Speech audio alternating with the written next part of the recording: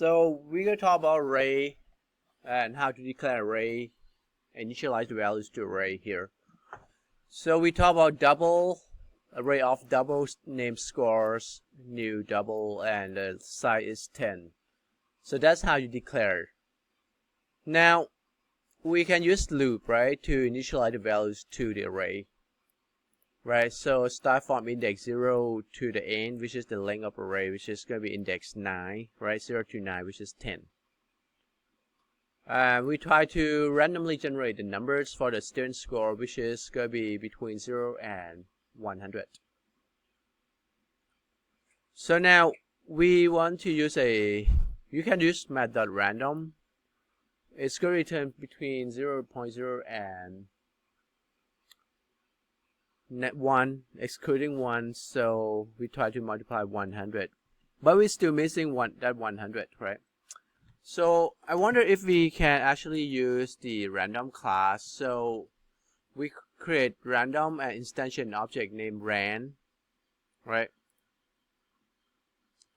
So we want to take a look at a Java doc a little bit. So you can create a seed,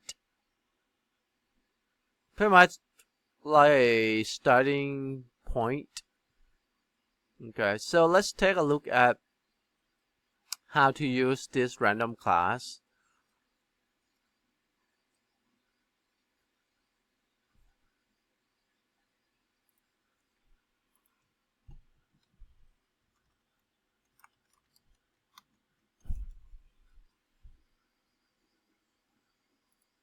To generate like random numbers. So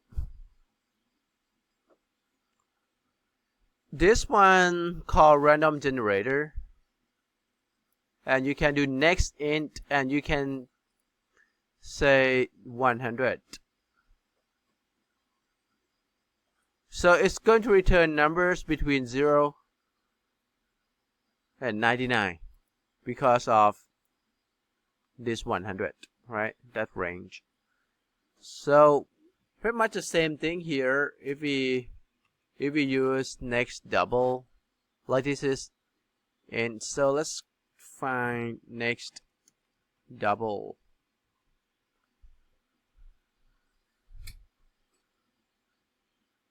So next double itself going to return number between 0 and 1, right? But this one is just multiply with 2 and subtract 1. That's why it's get minus 1 and 1. So let's look at just the next double.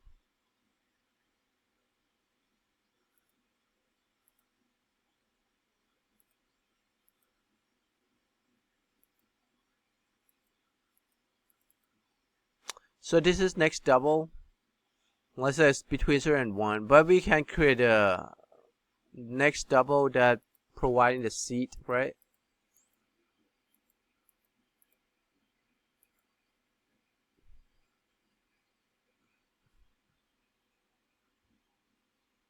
So let's try that then.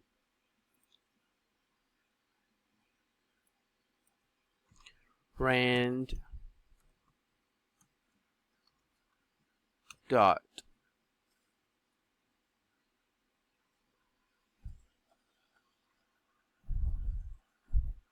there's no argument for next double, so for next int there's a bound for that. Next double,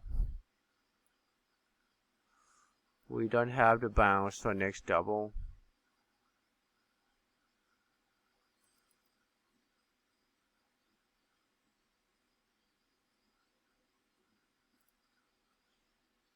So in that case, it's just like my.ran then. But let's see if I can put something like that, right, in the constructor. Let's print this out to see what we get.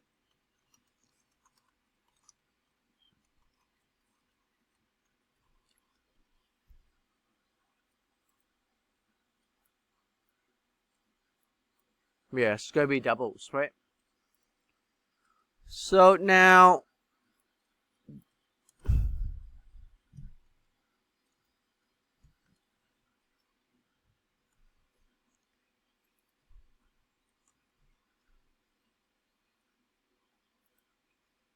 Yeah, that seed doesn't do anything here.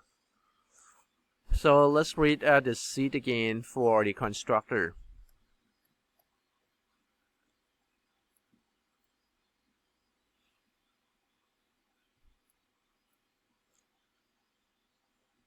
So just generate and using that seed randomly.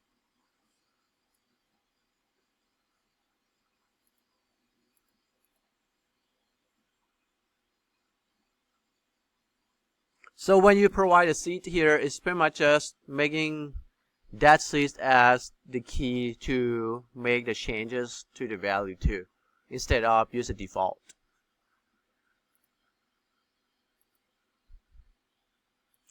Now we want to,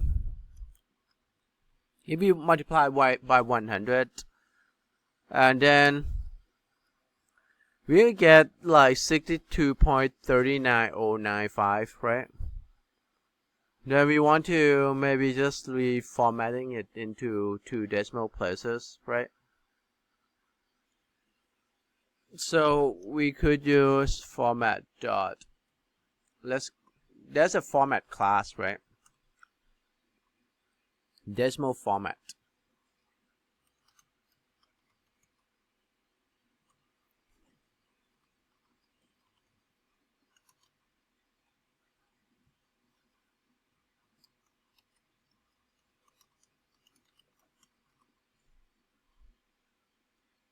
Then we can just going to use only 2 decimal places. So this is just like when we do the printf. So if I do provide a format, okay, and get the format df dot format, right? Format this number, right? So this is a string. So next double returns. Let's see what's next double returns. Next double return double.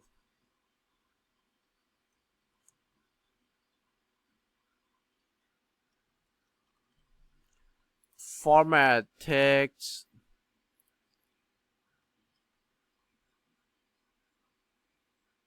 You can take double and return string. So this happened to be an array of double, so that's why format doesn't work. So we're going to have to change to, if we want to use string, right?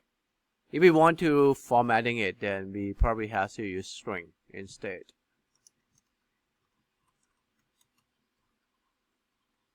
Right.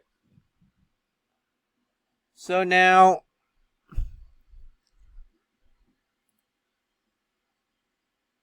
alright, because of this 0, make sure that it's going to output as 3 digits. See that? So if I make it as this, so it's going to be 2. Now if I don't want it to show 0, it's actually you can do the, right, the hashtag or pulse, the number sign here. See? So that's what we need, right? And the format to make sure that it still shows 0, 0, right?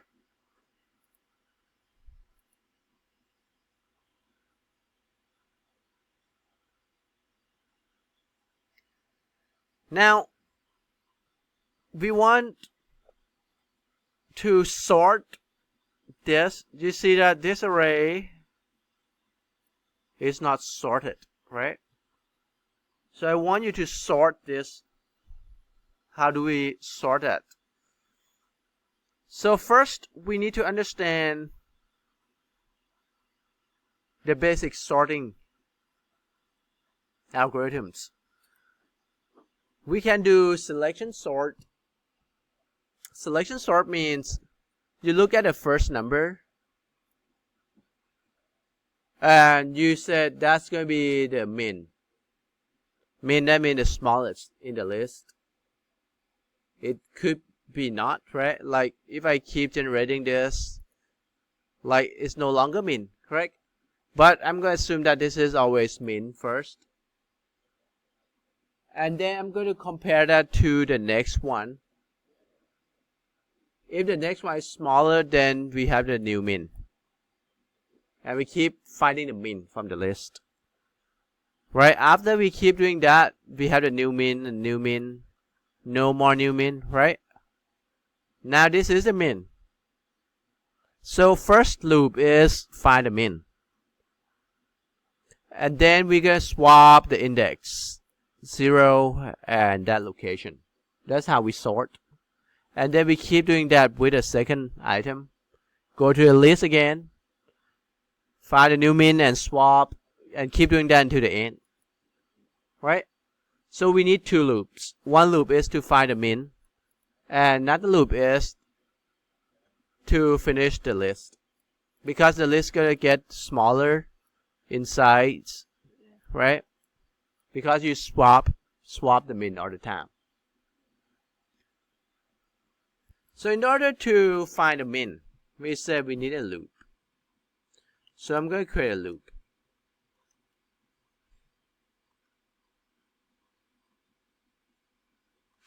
So first, this loop is just to initialize, right? Array, correct? Second loop, this is find min. So I'm going to say less than the length I plus plus.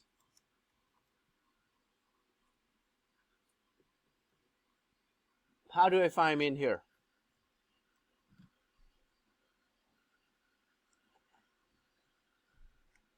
Like I said, I need to assume that the first one is min. So min equals to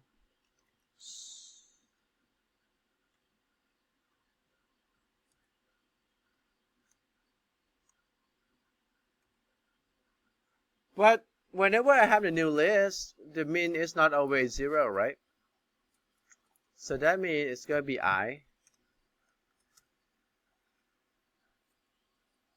Right?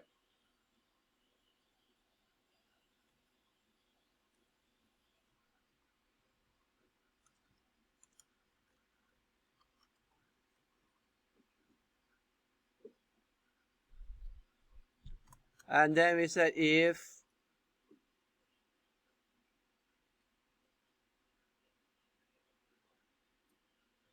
scores I less than. Now it's going to keep looping.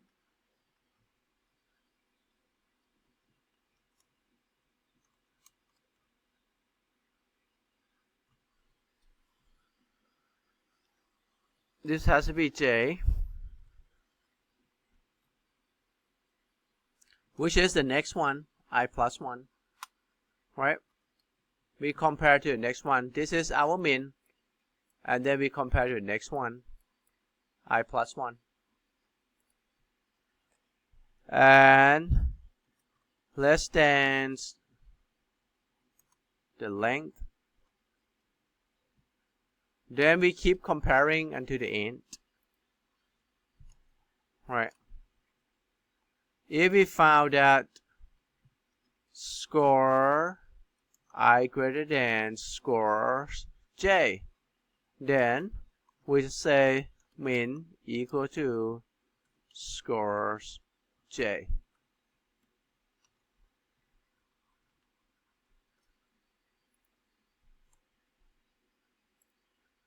So we have to change string to double.